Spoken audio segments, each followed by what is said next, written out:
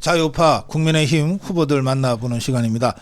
용산 지역에 출마한 4선 의원입니다. 권영세 후보 만나보겠습니다. 의원님 어서 오세요. 예, 안녕하십니까. 용산 국회의원 권영세입니다. 예, 우리 고성국 TV는 굉장히 오래간만인 것 같습니다. 예. 대선 때 뵙고 오래간만에 오는 것 같은데 앞으로도 많이 사랑해 주시기를 바라겠습니다. 감사합니다.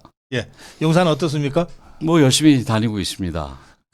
대통령실이 이제 용산으로 가면서 완전히 이제 새로운 중심으로 예. 또 오세훈 시장도 얼마 전에 용산 국제 업무지구 프로젝트 발표하면서 맨하탄 보다 더 뭐 몇 배 되는 이런 프로젝트를 발표했던데 어떻습니까? 용산에 이제 대통령실이 오게 되면서 우리 용산 주민들 입장에서는 용산이 정치의 중심이 된 부분에 대해서 굉장히 자부심을 가지고 있습니다. 그런데 이제 한편으로 그 자부심이 저한테는 또 부담이 되는 게 단순히 정치 중심만 돼 가지고는 이게 안 되고 뭐 경제 중심, 문화 중심까지 같이 이루어져야 되는데 지금 말씀하셨듯이 우리 국토부하고 우리 오세훈 서울시장이 용산 정비창 부지에 엄청난 규모의 국제 업무지구를 다시 원래는 했다가 이제 흐지부지 됐다가 박원순 시장 시절에는 뭐 전혀 진전이 없었다가 이제 오세훈 시장이 다시 되게 됐죠.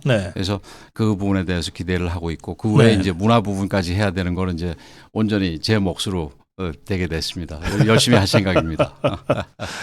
그렇죠. 그게 순조롭게 잘 진행되려면 지역구 국회의원이 예산이라든지 여러 가지를 중앙정부와 이렇게 협상도 하고 해야 되잖아요. 예, 그렇습니다. 이게 용산에서 큰 프로젝트들이 용산 철도 지하 문제, 국제 업무지구 문제, 그다음에 용산 공원 문제인데 이것들이 다 굉장히 큰 프로젝트들입니다. 이게 무슨 정보도서관 하나 지어주는 문제하고는 얘기가 다르게 조 단위 이상으로 가는 거기 때문에 글쎄 말이에요. 이 부분을 해결하기 위해서는 서울시 국토부하고 또 긴밀하게 협의를 하고 국토부와 서울시를 좀 움직일 수 있어야 됩니다. 또 그냥 우리 시세말로 대한민국 부자들은 다 용산에 산다는 말씀들도 많이 하시던데 실제로 그렇죠? 예, 아주 이제 전체적으로 보면은 이제 평균적으로 보면 강남 쪽이 아무래도 높겠지만 진짜 부자들은 저 한남동이나 이태원 쪽에 사시요. 근데 용산이 좀 굉장히 복합적입니다. 이렇게 한남동, 이태원에 굉장히 이 부유한 분들이 계시는 반면에 또 이제 다른 동네 중에서는 조금 어려운 분들도 많이 계시는 게 혼재되어 있는 그런 상황입니다. 그래서 말하자면 저 야당표도 꽤 많이 있는. 그렇습니다. 그렇죠. 4년 전에는 사실 지역구 옮기자마자 선거 했던 것 아닙니까? 뭐 이기긴 했지만 좀 차이가 그렇게 크지 않아서 다들 조마조마했는데 이번엔 좀 다를까요? 뭐 조금 다르다고는 느껴지는데 이제 좀 더 봐야 알겠습니다만은 사실은 지난 4년 전에는 제가 옮기는 부분도 있지만 서울 우리 고 박사님 잘 아시다시피 서울은 계기별 후보가 따라서 차이 나는 게 그렇게 많지 않고 전체적인 흐름에 따라서 이게 가지 않습니까? 그래서 이 서울 강북이 거의 다 떨어지고 저 혼자 저 살아남았죠. 좀 그래서 강북에 좋은 후보들이 많았는데 참 안타깝지요. 그래서 이번 국회가 엉망으로 되는데 일조를 한 분이 있습니다만 이제 그때는 뭐 제가 한 1년 동안 참 엄청나게 다녔습니다. 새로운 곳이라서. 그래서 가까스로 이겼는데 지금도 열심히 다니고는 있습니다만은 우선 분위기는 그때보다는 조금 낫기는 한 것 같습니다. 그래요. 근데 좀 아직 모르죠. 한 20여일 남았으니까 또 이게 선거라는 게 이게 언제 어떻게 따라서 누구의 작은 실수에 의해서라도 큰 변화가 있을 수가 있는 거니까. 그리고 또 좀 이렇게 여유를 부리고 하면은 또 우리 국민들이 저 유권자들이 귀신같이 하세요. 그래서 끝까지 열심히 해야지요. 우리 권영세 의원 제가 뵈면 한 10년 전이네요. 박근혜 대통령 선거 때 또 총선 때 그때 진짜 당의 사무총장 또 상황실장 이거를 선거를 진두지휘하셨는데 이번에는 뭐 당에서 그런 역할을 요구가 있었던 걸로 저는 아는데 저는 우리 고 박사님 잘 아시다시피 매번 선거 때 큰 선거 때마다 제 역할을 했지 않습니까? 그래서 저는 좀 할 만큼 했으니까 그래서 다른 분들한테도 또 그런 기회를 드리고 또 저는 또 지역에서 제가 그 지난 대선도 치르고 네. 또 이제 통일부 장관으로서 우리 유권자들로부터 네. 조금 떨어져 있었으니까 네. 그래서 이 유권자들한테 이번에는 온전히 저 자신을 투자하는 거가 네. 그게 도리라고 생각을 해서 이렇게 그렇게 하고 있습니다.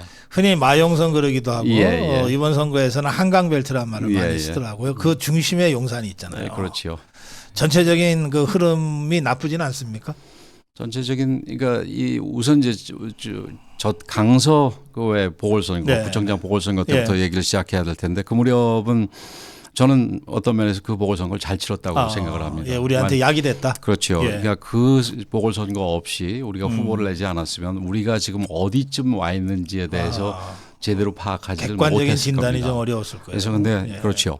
근데 그때 이제 우리 위치를 정확하게 파악을 하고 그다음 인요한 혁신위원장 그 뒤에 이제 한동훈 비대위원장 그러니까 이렇게 체제들이 바뀌고 또 그 체제 단순히 지도부뿐만이 아니라 우리 구성원 모두가 이게 이렇게 가다가는 총선에서 큰일 난다라는 생각을 할 수가 있었기 때문에 조금씩 이게 바꿀 수가 있었다. 그래서 그 이후에는 뭐 전반적으로 조금씩 좋아졌습니다만은 아직도 지금 우리가 여유 있다고 얘기하기는 어려운 상황입니다.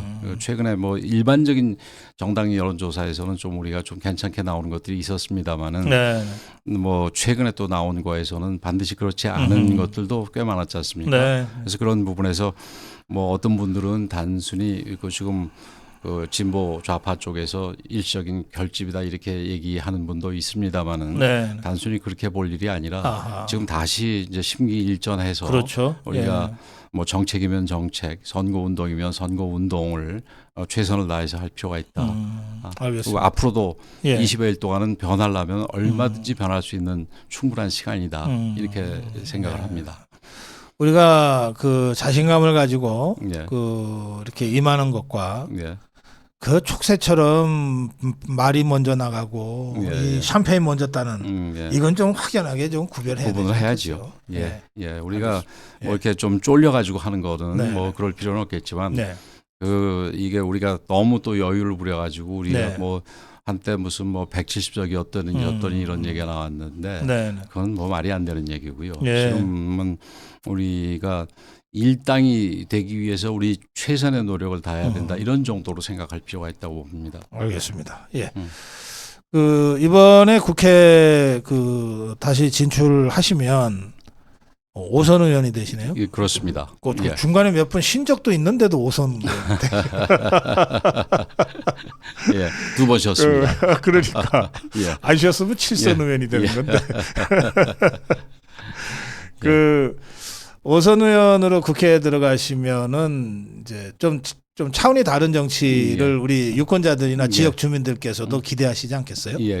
어떤 계획이라 생각이 됩니다. 그래서 우선 뭐 우리 저 지역구 국회의원으로서 아까 말씀드린 그 용산의 큰 프로젝트들을 확실하게 진행시키는 건 뭐 당연한 거고요. 그 외에 중앙 정치에서는 제가 그 이 중앙 그 정치에서 뭐 선거 그다음에 이 행정부 이런 것 때문에 사실 국회 활동을 좀 이 멀리 할 수밖에 없었던 상황이 있었는데 지금 국회 차원에서 일단은 우리 윤석열 정부가 이제 한 3년 남은 거 아니겠습니까? 반드시 성공할 수 있도록 그렇게 뒷받침을 하고 그다음에 좀 이 세부적인 문제도 좋지만 이제 5선 의원이면은 국가적인 큰 문제들 뭐 미래 먹거리 문제라든지 요즘 문제가 되는 저출산 문제라든지 이런 거 그 뭐 우리 전체적인 외교의 큰 방향이라든지 뭐 이런 큰 문제들에 대해서 좀 다양하게 전착해 볼 생각입니다. 알겠습니다. 그 윤석열 대통령도 지역구 유권자시죠? 그렇죠. 여기 뭐 이 강력한 유권자들이 많습니다. 이제 윤석열 대통령 네 분도 유권자고, 그다음에 이제 이 공관이 한남동 쪽에 많지 않습니까? 그래서 공관에 거주하시는 분들도 아마 대부분 유권자일 겁니다. 그런데 갑자기 궁금해집니다. 그 유권자한테 전화도 하시고 직접 만나서 이렇게 지지도 호소하잖아요. 그렇습니다. 윤석열 유권자를 만났어요. 뭐라 그러실 거예요? 우리 윤석열 그 대통령님도 꼭 찍어주시고 또 혼자만 찍으실 게 아니라 주변에다가도 근데 주변에다 얘기하면 그거는 이제 예, 그 대통령은 하면 안 되는 하면 안 되니까 그건 뭐 농담이고요. 예, 예. 알겠습니다. 이 오선 의원이 되면 윤석열 정부의 성공을 위한 큰 그림 속에서 예. 또 정말 국가적 의제, 예. 이 여러 부처가 연관되어 있는 저출산 문제라든지 미래 먹거리 문제 이런 쪽에 좀 집중을 할 수밖에 없겠다 이런 말씀. 예, 그렇습니다. 알겠습니다. 예, 제가 용산 한번 나가는 걸 약속드리면서 마무리 인사 말씀 듣겠습니다. 예, 꼭 나와주시기 바라고.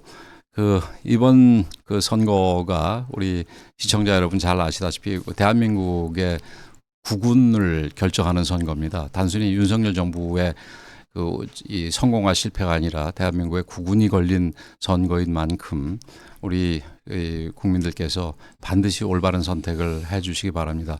지금 상황은 야당이 저렇게 무도한 공천을 하는데도 불구하고 어쩐 일인지 여론상으로서는 그게 응징이 제대로 되고 있지 않습니다. 우리 정치에서 우리 대한민국 사회에서 올바름이 반드시 필요한 때라고 생각이 됩니다. 여러분께서 올바른 결정 그리고 대한민국의 올바른 방향 설정을 위해서 앞장서 주시기를 간곡하게 부탁드립니다. 그리고 용산에서는 권영세입니다. 감사합니다. 예, 고맙습니다.